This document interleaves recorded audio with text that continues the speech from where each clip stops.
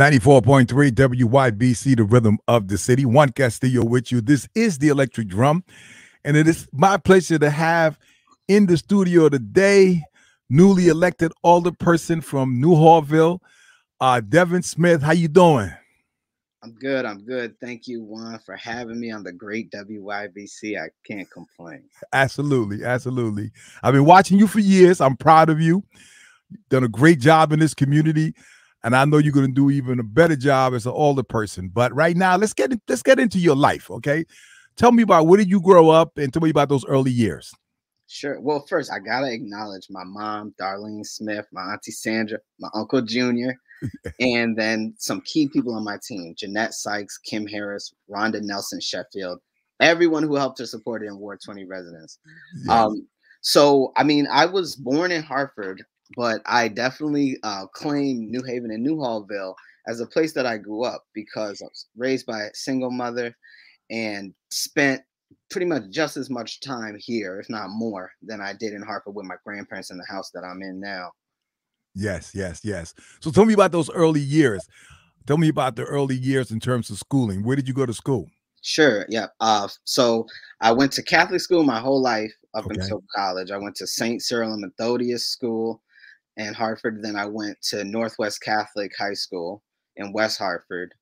And then I left Connecticut, went to the George Washington University for some time, and then went to finish up at Central Connecticut State in New Britain.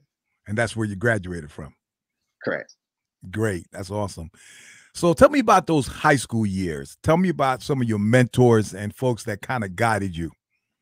Yeah, wow. So high school, as it is for many people, was such an interesting road of self-discovery. And Mrs. Gillespie, who was a great inspiration to me, she got me really heavily involved in service. So we did things called Thursdays in the City, where we would go into various different cities and do service, mentor other youth, tutor, go to food pantries. So service really kind of brought me into my comfort zone. Right. That's awesome. That's fantastic. So when it was time to graduate, maybe you decide to go to college. And tell me about the decision that you made. It was a tough decision. One, I knew I wanted to leave Connecticut because I wanted to see something different. I applied to maybe 12 or 15 schools. And honestly, my guidance counselor told me most of my schools were reach schools. Okay. So every time I got an acceptance letter, I was proud to come in and show her. Yes. I ended up landing on GW because George Washington, because it was in DC and I really wanted to see what life was like down there. And it was a good school. Right. So tell me about, was that a culture shock coming from a smaller city into the DC area? Tell me about that experience. Oh yeah, it was definitely a culture shock. I felt like maybe I came from some like farm town into a big city and immediately got involved in everything when it comes to organizing around political causes and social causes. I got bit by the bug and just felt like I was the activist of all activists. So what was that particular issue that grabbed you, then that you decided, hey, if in order for me to make a difference, I really have to be involved in, of course, now, get into politics themselves. But tell me about that one particular issue that got you there. I think it was really education. Okay. Because I was a member of a program through AmeriCorps called Jumpstart, where I worked in preschools with 3 to 5-year-olds and really felt like pre-K education should be free for all. And so I went with my colleagues lobbying on Capitol Hill a number of times. This is back when we could get laughed out of rooms for saying pre-K for all. It's Right. controversial now, but Exactly. back then. So that really struck me to my core. But also, I did practice civil disobedience in, I think it was 2008, where I was arrested with a group of folks in front of the White House. We draped ourselves in red tape, and we were saying, cut the red tape for people who need AIDS and HIV medication, Mm. and we want better sex education in schools. So those were the things that drew me the most. Right. That's awesome. So so you didn't stay at GW, you ended up at Central. Tell me about that journey. Yeah, definitely. I mean, so when I was at GW, it was the second most expensive school in the nation. Wow. And even with scholarships and grants, I said to myself after a point, if I ever want any chance of going to graduate school or law school, I have got to leave here so that I don't get saddled with so much debt that becomes a non-possibility. So I came back home. I had family in New Britain and went to Central, and I'm really glad that I did because there are some top-notch professors there. And one of my professors said to me, Dr. Felton Best, actually, he said, so you went from being a small fish in a big pond to a big fish in a small pond. And he was right, because the attention that I received and support from my professors was amazing. I ended up getting published there through a university journal in philosophy. So I really appreciate my experience at Central. That's great. That's awesome. So you graduate out of Central. So life now begins in the work world. Tell me about that. That was interesting. I think like a lot of millennials leaving college, we're stuck with, okay, what kind of job can I get? And I worked a slew of random jobs. I mean, Yes. Subway, CVS, anything you can think of. But in New Britain, I did get a job as a wellness ambassador at Rite Aid, which is like a pilot program. And I really built that position myself. Whereas what I did was I went throughout the city, especially to senior centers, and did health and wellness events where I'd bring a pharmacist, they could get their blood pressure taken. We talk about various health issues. So that kind of catapulted me into the mind state that, all right, I want to do something like this in my job. And then from there, I bounced around to law firms and did a stint at in the business offices of some car dealerships. Right. So what are you doing now? Tell me what are you doing now as far as work is concerned? Right now, I am the Labor and Public Employees Committee clerk at the Connecticut General Assembly and legislative aide to State Representative Robin Porter. Tell me about that job. Wow, it is amazing. It's a whirlwind. I just experienced my first legislative session this past session, and it was the first time it had been done entirely remotely. Yes.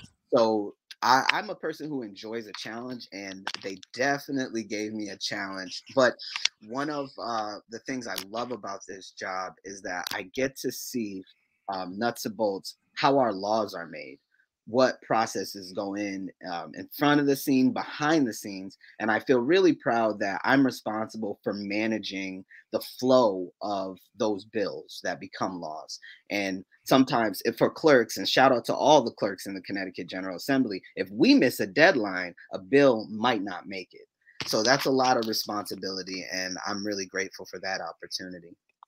With that experience, right? Tell me, you know, the average person, and I being for real, right? It's like you can't fight City Hall, right? I can't make any. My vote doesn't count. I mean, and I'm not saying everyone feels that way. I'm not saying that, but I'm saying that's something that you hear. Now you've heard that through your education. You've heard that now that you're an older person, right? Tell me, is that real? It's not real. There you go. And it's probably one of the biggest lies that we're sold as Black and brown people in the United States of America. Let me tell you how I got this job. Was I was coordinating food distributions along with others in Newhallville, and Representative Robin Porter is very active and came to volunteer.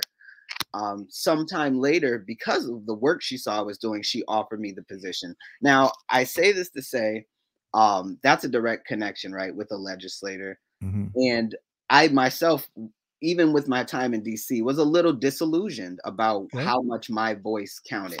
But what I can see at work is that when constituents call in, write in, show up to their legislators, yes, it does affect the decisions that your legislator makes. It is so important. Some of the biggest cry is just when there are bills to be voted on, what do people want? And legislators want to know. Matter of fact, they need to know. it's interesting because I mean, I think that the republic has grown from 13 colonies, and when you have these forums, everybody came down to City Hall, and because it was in terms of population, it was a small population. You are so right as it relates to the fact that rich neighborhoods, they get in contact with the legislators. They stay in contact. Not only are they in contact with them during the election, but they're in contact with them afterwards. Trash pickup, uh, speed bumps, any issues, they call, they deal with them. Mhm. And what we found, in all fairness, in the Black and brown communities, we don't do that. We tend to, like, okay, we'll talk to them during the election, right? And we have concerns, but then afterwards, there's no communication, right? How do you think we could change that? I think it's gonna come through education. Yes. And at least that's what myself and my team we plan to do in Ward 20, really showing people in real ways how it helps us to be in touch with our legislators. Um, for example, if you have a cracked sidewalk, you should be reaching out to the people who you voted in, or even if you didn't vote, who are elected. We can't forget the fact that we're public servants. Mm. People who are elected to serve you.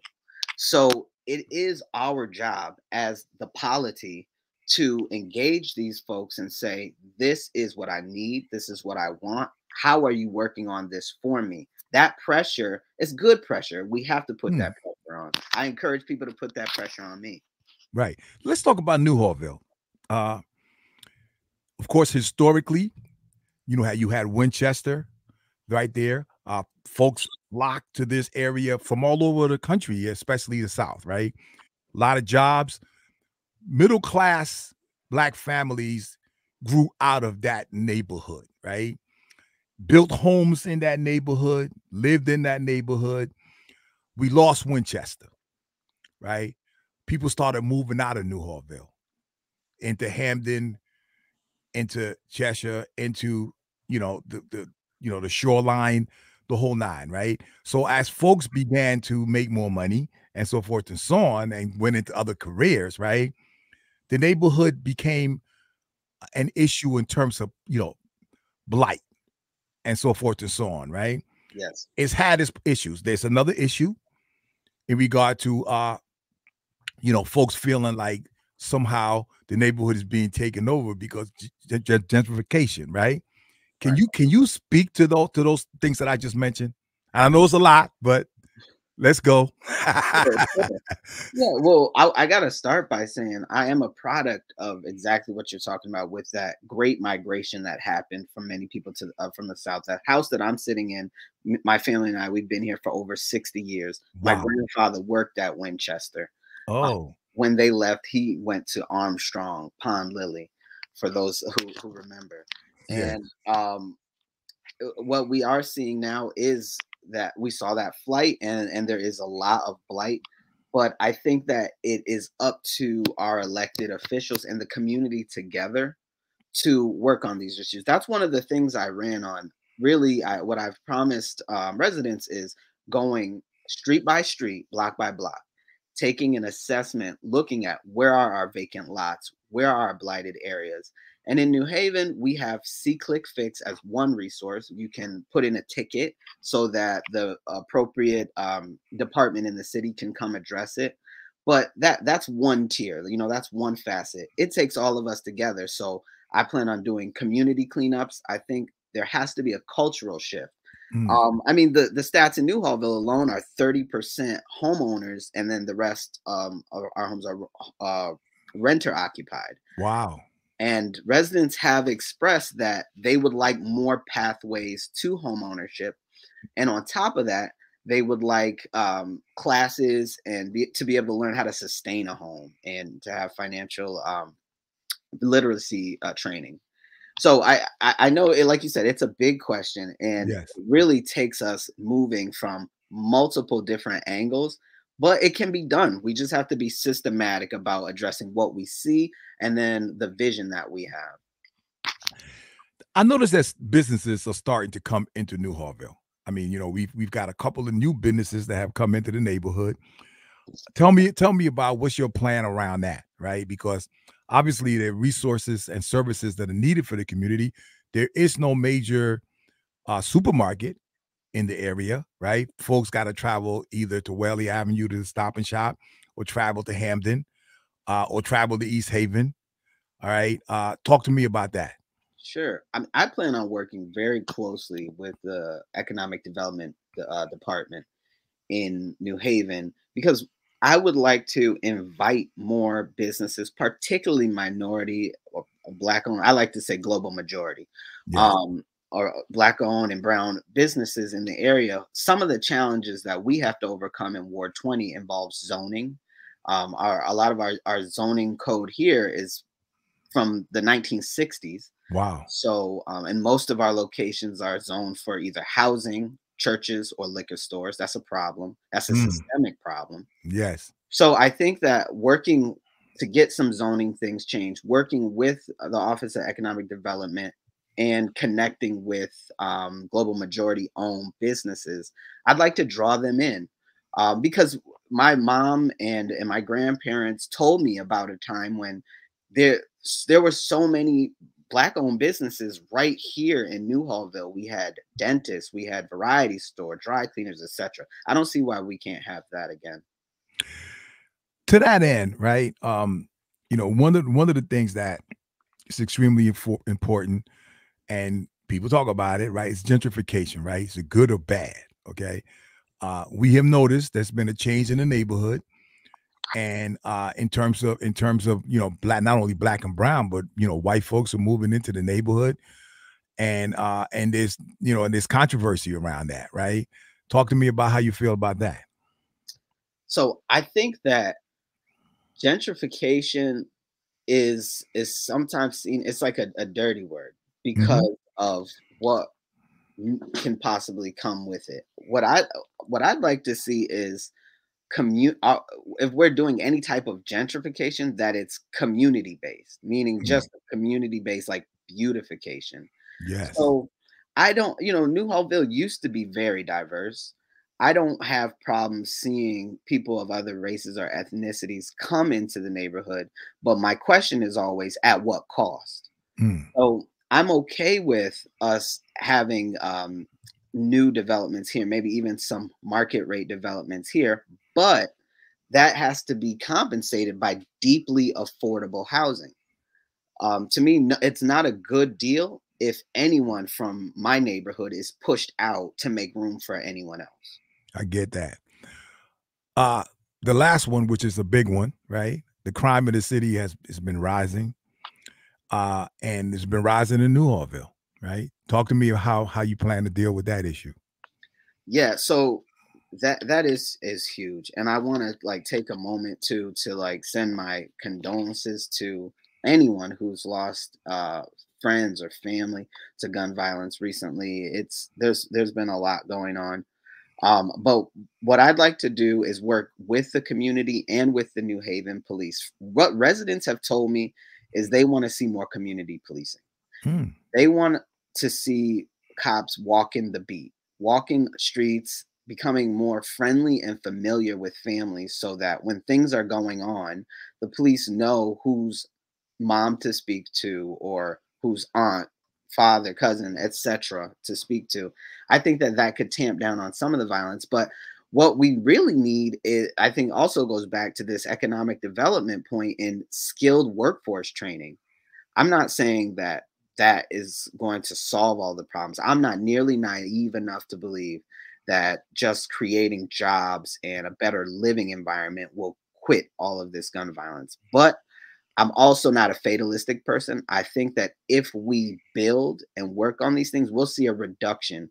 Also, I think that there's great strategies from throughout the country, in places like Chicago and in some places in California, for us to take bits from and model. Right. That's wonderful. Well, in closing, I know that your future is now, right? But I always ask my guests, so where do you see yourself in 5 years? Oh wow. In 5 years, I plan to have graduated from law school. And then I would say God knows best. Hopefully, in some career path that aligns with that. I do want to say briefly, I know it's not to the question, but I gotta acknowledge my grandparents, Roy and Yes. Doris Smith, Nice. because my grandmother Doris Smith, she just served everybody. She would give gift baskets to convalescent homes. My grandfather delivered dinners all over, and my mom was a part of that effort. I'm just mentioning this because I'm deeply rooted in service, and Yes. sometimes folks wonder why. But it's really just how I was raised. And if I can just measure up to a tenth of the amount of compassion and empathy my mother and my grandparents have, I'll feel like I'm doing a good job. Well, I want to thank you for coming on. You are a jewel in our community. When folks talk about our future, they talk about what our youth and how they're going to take over. And I just got to say, we're in good shape for people like you. Thank you. We're in very good shape. I'm not worried about the future, and I'm not worried about the future of New Hartville because I know you're gonna take care of business. Appreciate you. Thank you. The door is always open here. Any events, anything that you're doing, in New Hartville, which is dear to my heart, uh, please get in contact. Thank you, Juan. Appreciate it. Absolutely. Juan Castillo with you. I know you've been inspired today, as I know I have. This is the Electric Drum, and we will see you next week.